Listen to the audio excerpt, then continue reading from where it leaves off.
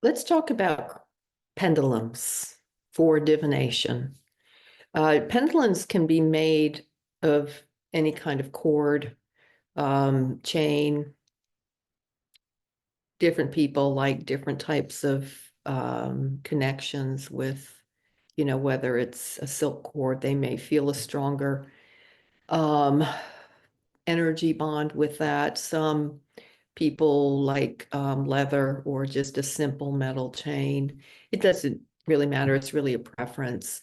And then at the end of that, there is usually a little crystal, a sphere crystal, or it could be, there's different things. Again, it depends on the person. Crystals do tend to be a better conduit for energy. So most of the time, that's what's at the end of the cord, but I've seen people use all kinds of things in their pendulums, seashells, or I've even seen people do it with like a paper clip at the end. And what you do with a pendulum is you hold it with your thumb and your forefinger like that, and then um, ask a question or think of something that is a concern to you or whatever it is you'd like a yes or no answer on, because it tends to work with a yes or no. And then again, sometimes people will get a yes if the pendulum starts to circle clockwise, and then no if it circles counterclockwise. Some people reverse that. Sometimes it'll swing back and forth, horizontally or vertically, kind of yeses in a specific direction. It really depends on you, your preference, your pendulum. And I always like letting the pendulum choose the way it wants to work, in that you can ask it, how will you tell me a yes response, and then see what it does and test it, continue, a few times, just so you're clear, and then ask what a no looks like. And again, test it, get a sense of the way it wants to move. And you can also try different pendulums too, to see, made of different materials, to see which one seems to be communicating with you the best. Um, what I really want to talk about today, though, with pendulums, is some of the risks of pendulums. In order to be accurate in terms of yes or no, or the response you want from the pendulum, um, you need to have a sense of neutrality. We need to be in a state where our energy is not projecting our desire out there into our energy field. And that's kind of a hard place to be with questions, especially if they concern us in some ways. It takes a lot of discipline, self-discipline, to be neutral when there's a question or a concern that you have a pretty innate emotional response to, that you just feel a certain way about it. I know a lot of people, maybe not a lot, but several people have used pendulums recently to determine the outcome of the election, or what's going to happen next, or whatever that might be that has to do with our current political emotional environment. And there's a lot of frustration because it doesn't seem to always be accurate. And part of the reason, that is a big reason, is because we're not neutral. And it's one of the reasons I don't work with the pendulum. When years and years ago, I worked with it just a little for myself.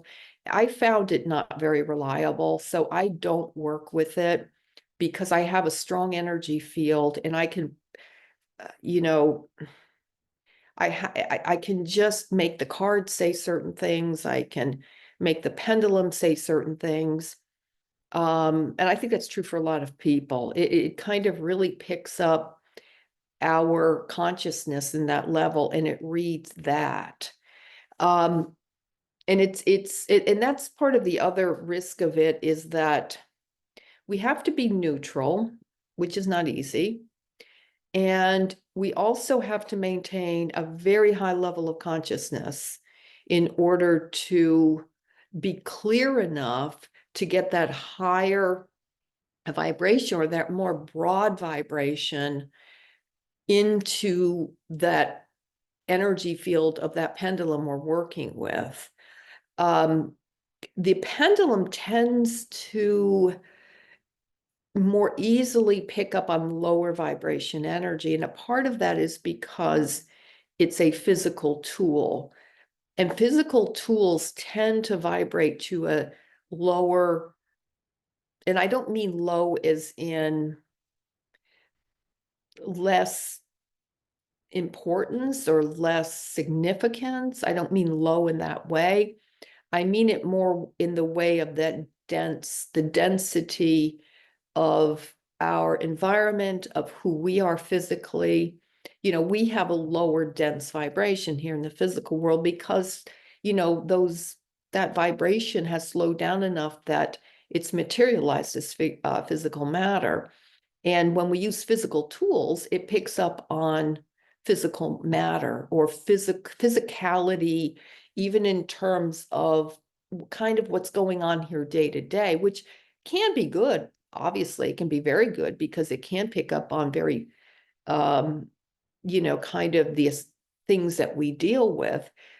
However, then we go back to that neutrality, though, because we have to be neutral in order to allow it to work correctly, or to be accurate, basically, because it's just going to keep reading our energy and our desires and what we want. Even if we say no, I'm gonna be fine either way, it goes to the energy we hold. And because it is a bit dense, it picks up on that easier. That consciousness we have, in order for it to work accurately, has to be pretty powerful to bring that energy into the vibration of the pendulum. And a lot of self-discipline goes into that. The other thing I would recommend for people that are working with pendulums is not to overuse it. I would say, I know sometimes people will use it in different things, one after another, or every day, over and over. And I get that. I mean, I understand the desire to do that. However, it's very confusing for the energy of what the pendulum's going to pick up on, because our thoughts, come in and out, in and out. We feel certain things, our moods shift. Once we lock into a certain response from the pendulum, even if the pendulum's not picking up the vibration more. Let me give you an example, because it's easier to explain through an example. Let's say I'm using the pendulum in the election, and I really want her to win. I really want her to win. And I do the pendulum, and that's my vibration. I want her to win. I'm excited about that. I feel positive about that. And I'm not so positive about him. I want her, not him. And so I do the pendulum, and the pendulum quickly picks up on my feeling, but the energy I'm holding about the question. And it's like, oh, yes, yes, yes, yes, yes, yes, yes. And then I do it the next day, and it's yes, yes, yes. And the day after, it always is saying yes to me. One of the reasons that can happen is because it's still holding the energy of that question. I don't know if that makes sense to you, but the more repetitive we are with questions, the less accurate it becomes. It seems like it should be the opposite, that it should become more accurate. The only way it can become more accurate is if we back off from it some. We kind of cleanse the pendulum, which would be putting it in the sun. Outdoors really helps. Outdoors in the sun. We can put it in the window, but the outdoors is probably best. Sometimes we can put it in sea salt, or some essential herbs, or we can put it on a darker crystal that will absorb the energy of the pendulum. But I would clear it, cleanse it, leave it alone for several days, and then maybe it's cleared enough that it won't be picking up on that same response to that question. Um, so I wanted to talk about this today because I know there's been some confusion as to why the pendulums are not giving correct answers when it comes to kind of, or maybe I shouldn't say correct, maybe I should just say answers that don't seem to be manifesting in the way that we thought they would by their response. And it's not an easy tool to work with, the pendulum. We think it's easy, because it's just it'll just go one way or another, and it'll swing, swing, swing. But just keep those things in mind when you work with them. Higher consciousness, which again, a lot of self-discipline. We have to detach from the ego to do that. We have to detach from what's happening. And that's one reason I don't use the pendulum, is because it's it's it's it's easy to influence. It's too easy to influence, and it can be influenced most by the energy we're holding or the energy of those around us. So they can be fun though. So okay. Thanks. Bye.